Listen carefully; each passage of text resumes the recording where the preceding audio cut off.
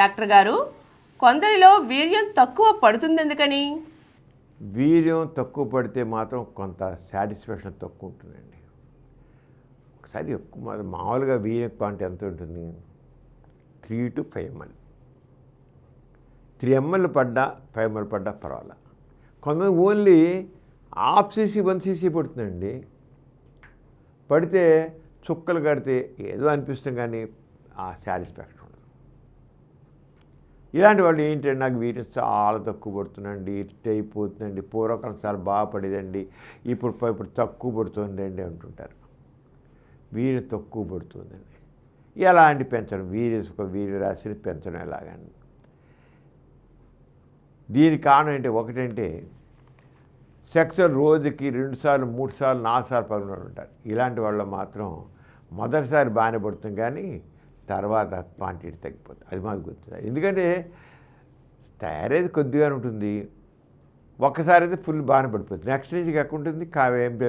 శుక్రకోశాలు empty అయిపోతాయి, ఏదో కొద్దిగా కారుతుంది, అంతే బాగుంటుంది.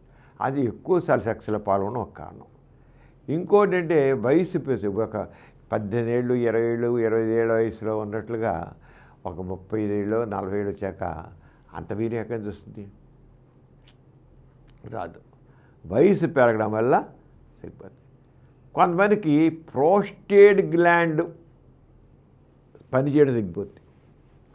ఎందుకంటే వీర్య రాశిలో ఒక 5 ml ఉందనుకోండి వీర్యం, దాంట్లో ఆ 5 mlలో 2 ml శుక్రకోశాల నుంచి వస్తే 3 ml ప్రోస్టేట్ గ్రంథి నుంచి వస్తుంది. శుక్రకోశాల నుంచి వచ్చేదానికంటే ప్రోస్టేట్ గ్రంథిలో నుంచి వచ్చే ద్రవం ఎక్కువ. ఈ ప్రోస్టేట్ గ్లాండ్ కొంతమందికి ఫంక్షన్ తగ్గిపోతుంది, దానివల్ల కూడా వీర్యరాశి తగ్గిపోతుంది. అంతేకాకుండా మనం యాక్చువల్గా అండి, మన రోజుకి నీళ్లు ఒక 2.5 లీటర్స్ నుంచి 3 లీటర్స్ తాగాలండి. మీరు గుండె మీద చేస్తే మీరు నిజంగా రోజుకి 2.5 లీటర్ల నుంచి 3 లీటర్లు నీళ్ళు తాగుతున్నారా? 1 లీటర్ 1.5 లీటర్ తాగుతారు ఎవరన్నా? శరీరంలో ద్రవాలు చక్కగా తయారవ్వాలంటే అది ఏ ద్రవాలైనా సరే, అది వీర్యం కావచ్చు, ఇంకోటి కావచ్చు, నీళ్ళు ఎక్కువ తాగాలి. కానీ ఒక 1 లీటర్ నీళ్ళు తాగేసి నాకు వీర్యం ఎక్కువ రావాలని ఎక్కడి నుంచి వస్తుంది? ద్రవం తక్కువ, మీరు తీసిన ద్రవం.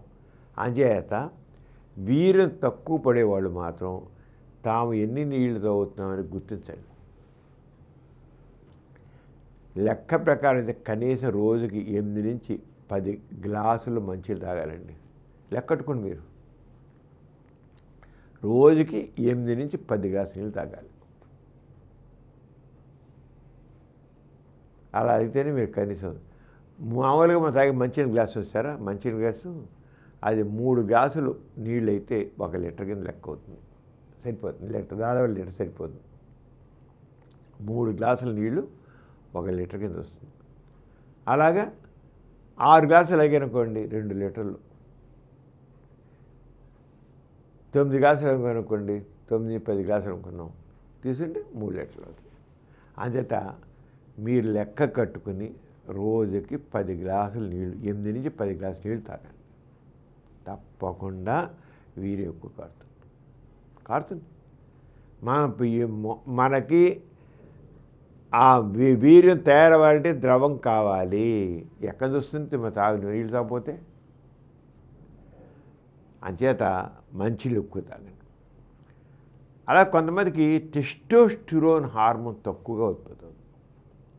దానివల్ల కూడా వీర్యం ఉత్పత్తి తక్కువది. మన వీర్యం ఉత్పత్తి కావాలంటే టెస్టోస్టిరోన్ హార్మోన్ కావాలి.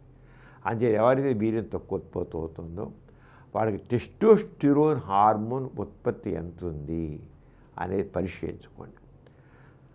అలాగే షుగర్ ఉన్నా, బీపీ ఉన్నా, లేదా న్యూరలాజికల్ కండిషన్స్ ఏమన్నా కూడా దానివల్ల కూడా వీర్యం తక్కువ ఉత్పత్తి అవుతుంది. ఈ జబ్బులలో కూడా అలాగే ఉంటుంది. అలాగే సరైన పౌష్టికాహారం తీసుకోకపోతే కూడా, పౌష్టికాహారం సఫిషియెంట్గా తీసుకోకపోతే కూడా వీర్యం ఉత్పత్తి తక్కువ అవుతుంది. చూడండి ఎన్ని ఉన్నాయో. అలాగే స్ట్రెస్సు, ఎక్సర్సైజ్ లేకపోవడం, lack of exercise, smoking, alcohol, ఇవి కూడా వీర్యం ఉత్పత్తిని దెబ్బ కొడతాయి. బ్యాడ్ హ్యాబిట్స్, స్మోకింగ్, డ్రింకింగ్, ఇలాంటివన్నీ బ్యాడ్ హ్యాబిట్స్. వాటిని వదిలిపెట్టండి, వ్యాయామం చేయండి, మానసిక ప్రశాంతం అండి, మంచిని ఎక్కువ తాగండి. ఇంక వీర్యం ఉత్పత్తి ఎందుకు పోదండి? అంచేది ఎవరైనా వీర్యం తక్కువ ఉత్పోతుందంటే ఇప్పుడు నేను చెప్పాను చూసారా, అవన్నీ దృష్టిలో పెట్టుకోండి, వాడిని కరెక్ట్ చేసుకోండి. అంతేకాని ఏదో బిళ్ళలు వేసుకుందాం, అది వేసుకుందాం, దాంతో వచ్చేస్తున్నాడు పొట్టిది. ఏదో హెర్బల్ మెడిసిన్స్ వేసుకుందాం, హెర్బల్ మెడిసిన్స్ కాదు, ఏ మందులు అయినా సరే ఇప్పుడు మనం చెప్పినవన్నీ పాటించకపోతే మీరు ఏ మూలికా వైద్యం చేసుకున్నా, ఇంకో మందు వైద్యం చేసినా సరే ఫలితం ఉండదు, డబ్బులు తాగలేడు తప్ప కొట్టలేదు. అంచేత సరైనటి మంచి హ్యాబిట్స్ పెట్టుకోండి, చక్కగా ఉంటుంది ఆరోగ్యం.